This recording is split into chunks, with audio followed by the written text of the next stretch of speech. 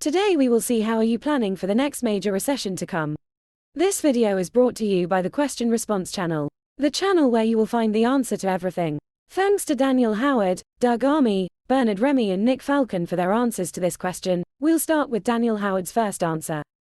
Recessions are bad times to make money, so don't try to force a recession to be good at making money. Don't waste a recession being stressed out. Recessions are great times to take a break and enjoy time with your family or friends. They are good times to shop around for better deals on insurance and really dig into your monthly budget.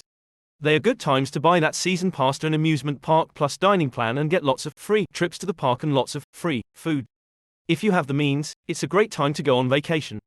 If you are older, it is a great time to test drive retirement. If you are younger, it is a great time to simulate retirement, FIRE. No need to retire permanently, just try out retirement for 6 months or a year.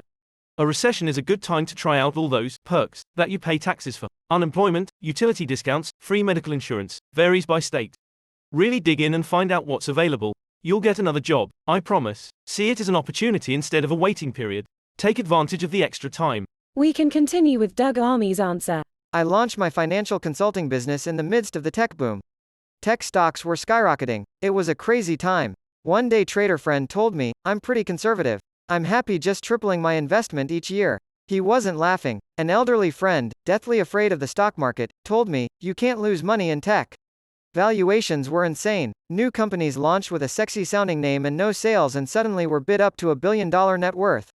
I wasn't smart enough to know which hot stock to chase. And I was too dumb to figure out what one with no income could be worth.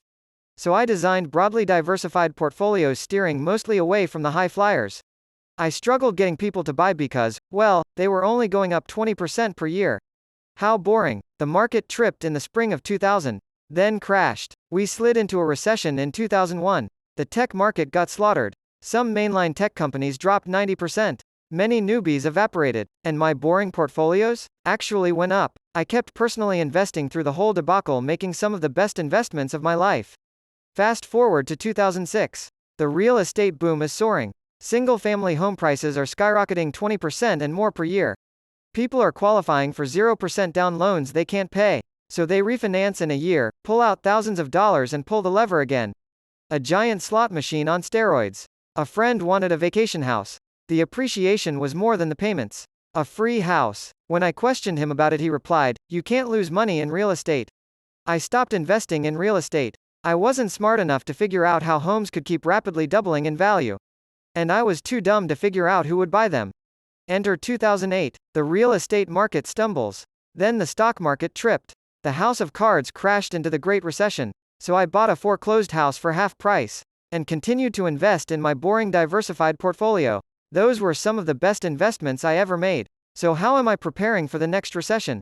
Pretty much the way I did for the last two.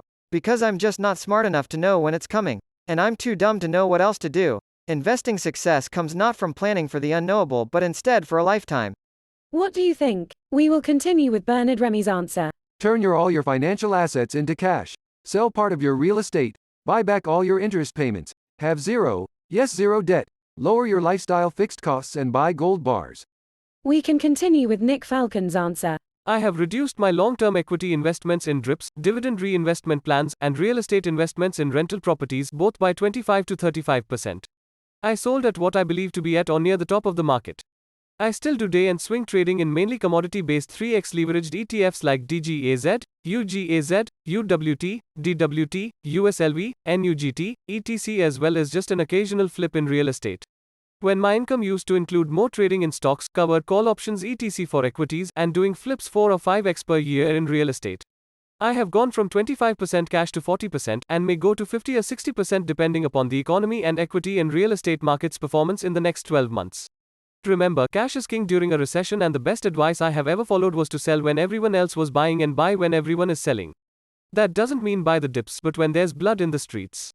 When the last recession hit and real estate prices along with stocks were down by half or more, the people that had cash picked up properties at 50 to 60% discount, and the same with many stocks of top companies. The worst thing to be is over-leveraged in a recession. I knew guys that had 15 to 20 rental homes, but they were leveraged to the hilt.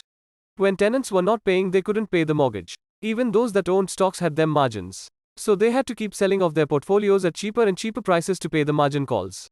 I was very fortunate that I sold most of my equity portfolio to expand my business and buy a property back in 1999 before the tech bubble. Luckily, real estate stayed solid during the stock market's correction in 2000. I got caught holding a lot of long-term equities in 2008, but they were in drips that I had started in the early 90s and I had no margin. I also had put options that kept the damage down and solid cash reserves. I felt bad buying properties at discount from guys I knew, but it was that or they'd have lost everything. So act like a Boy Scout and be prepared. Good times and bad times have one thing in common, neither one lasts forever. So get your finances in order. Cut spending to a minimum, sell losing positions and get out of debt, especially margin debt. Make sure you have cash reserves and good tenants on any rental properties as well. If you are too far in debt, consider bringing in a partner that will buy into properties. Work and maximize your income and savings. I don't think the next recession will be anywhere close to as bad as the last one, so most investors will be fine with some basic preparedness. This is the end of the video. Thank you for staying until the end. You can now subscribe if you like the video more. Remember to also leave a like, it helps for the referencing on YouTube. Friends, it's now the end of this video. Remember to leave a comment to tell us if these answers are more for you. See you soon.